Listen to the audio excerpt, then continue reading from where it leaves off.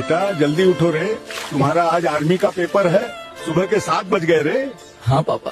बेटा अच्छा से एग्जाम देना बेटा, इस बार इंडियन आर्मी बनना है। हाँ माँ, इस बार तो पूरा कोशिश करूंगा माँ। टाइम स्टार्ट हो गया है, सब लोग लिखना शुरू कर दो। इस बार तो माँ पापा का सपना पूरा करके रहूंगा रे। हल्कू का घर किधर है रे? हल्कू का लेटर आया है रे। हल्कू, ये लो, तेरा लेटर आया है। माँ मैं आर्मी एग्जाम में पास हो गया माँ, अब मुझे रनिंग के लिए बुलाया है माँ। आज आर्मी के रनिंग में जो पास करेगा वही इंडियन आर्मी में सिलेक्ट होगा। 5 मिनट में अपना रनिंग पूरा करना है। दोस्तों आप लोग प्लीज लाइक और सब्सक्राइब करके मेरी ताकत बढ़ाओ, ताकि मैं अपने माँ पापा का सपना पूरा कर सकूं। 1 2 3। भारत माता की जय। आज माँ पापा का सपना पूरा करके रहूंगा रे। भारत माता की जय। भारत माता की जय। हल्कू और उनके सभी साथी ने 5 मिनट के अंदर रनिंग